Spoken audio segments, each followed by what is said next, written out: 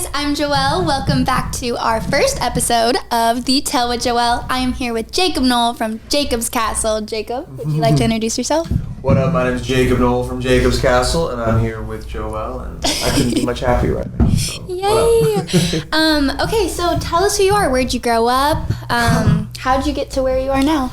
Right, yeah, so I'm a musician in Southern California. I live in Long Beach right now, and I've been making music for about 10 years and touring professionally. I used to have a band called Law, and after that band broke up, it was sort of collaborative type of thing. I decided to make my own solo project, and that's what Jakob's Castle is right now. So awesome. And who are your other partners in Jakob's Castle?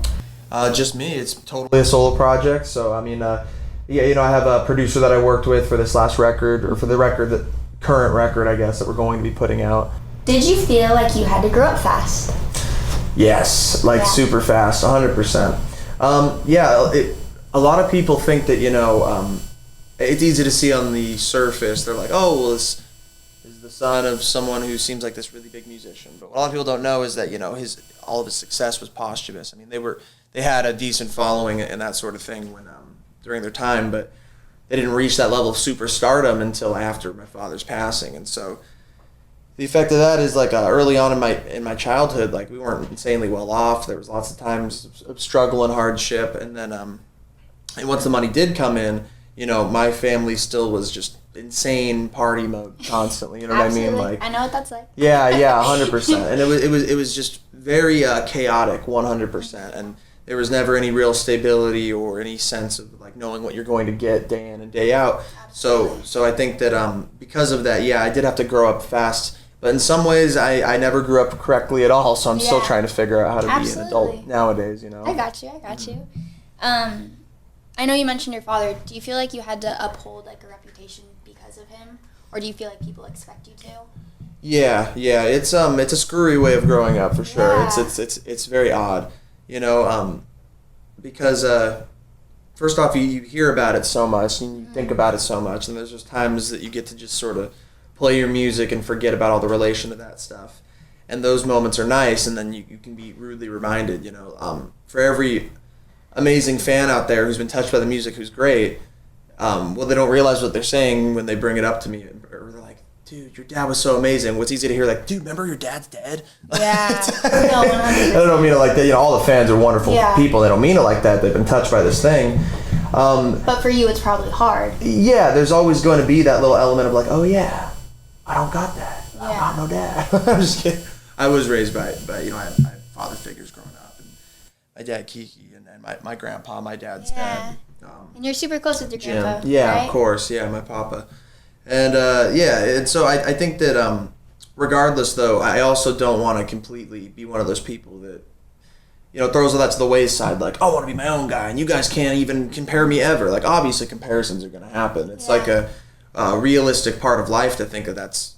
A part of why I'm doing what I'm doing is because I want to continue on a tradition of my family. And I mean, absolutely. It's only a tradition when what do they say? However many generations have to do it. I mean, my dad was a musician, I am too, and I hope that the kids that I have someday will want to do this horrible thing we call art. Horrible, not horrible. Jakob is amazing, by the way. I've been very blessed and gotten to see him play numerous times, and you just have such a great stage presence. I know I've told you that before. Thank you so much. I appreciate that. Amazing performer, amazing singer, and I love watching you. Oh, well, I love that when you're out there watching it too. Aw, she even knows the words and stuff. It's awesome. I do. So cool. I've been singing along recently. I'm like, oh, I know this one. You said kids. How many kids do you want? Have you ever thought about 8. that? 8? Oh my gosh, that was a solid answer. Just 8. Okay. Or if 8's, I don't know, too much, maybe 4. A lot. Okay. A lot though I think would be great. Big I've always been a family man at heart. Yeah. I sit around staying up all night thinking of names, and I write them down. I'm like, that'd be a good cute. one. Oh my I God. really want to name a kid Henry Dana Nowell, because I just think Hank is really cool. That's my grandpa's name. Really? Yeah. Did he go by Hank, or did Yeah, he go went by Hank, yeah. Hank, there we go. Yeah, well, I don't know. Henry Dana was this famous I consider him an explorer. But my grandpa, my dad's dad, would always read me this book off the Harvard's classic list when I was a little kid called 2 Years Before the Mast, and really kind of dense stuff, kind of hard for a kid to But it's about this. Yeah, I'm pretty sure Henry Dana was an attorney from Essex or something, and he was taking a long voyage all the way over across the pond, but down across Cape Horn all the way to California, like the long way, the only way back then. And once I finally got there, his accounts are some of the first accounts we have of California. And at that time, rather, like during like this interesting colonial time and stuff. I'm probably butchering all this information. No. But it's just really cool because, you know, me being like in my music identifying so strongly with California and having that personal relation to the story that my grandpa read it to me as a little kid because I was obsessed with like pirates and sailing and all that stuff when I was little. Hank Nowell, dude. Nice. Maybe that'll great be baby the third. name. Yeah, great baby name. That's awesome. Did you say you gave that book to your grandpa for Father's Day? I did. Yeah, you remember that. I did remember that. We talked about this. Yeah. Yes. Oh, wow. Yeah, and I wrote like a heartfelt message in it and stuff because I think that my grandpa, like, you know, I think parental figures have their faults and stuff, but we don't realize all of their, you know, all the good things about them, I think, until we come into our own as adults. And one of the greatest things my grandpa ever did for me is he really stoked my creativity in a way that was organic and just, he was right on the nose, you know. It was Henry Dana and Joseph Campbell, The Hero with 1,000 Faces, and the Edith White, you know, Greek mythology, just all of those like kind of classics that just made my imagination go wild when I was a little kid. Absolutely. How do you write your music? Want to tell us a little bit about that? First off, I go into a sensory deprivation chamber and I block off all light and all sound, and I don't leave until I've created a masterpiece. No. Wouldn't that be rad though? That would be really cool. If my process was like, I go into the dark woods, naked as the day I was born, with nothing but a hunting knife, and I try to feel the nature around me, man. No, honestly, like, have you ever seen this movie? It's one of those like biopic parody movies. It's Walk Hard, the Dewey Cox story. Oh, you and I are gonna watch it after this. It's so funny. It's like endlessly quotable. And like I watched it again recently too, and like I wonder if like this is just one of those Comedy Central vibe movies I thought was funny when I was a teenager, but no, it held up. It's really good, and it's like parodying a lot of the classic like the Johnny Cash Walk the Line and stuff, and just other general rock culture movies. But the titular character I think is played by John C. Reilly. Am I saying his name right? Steve Brule, just legendary actor, one of my favorites.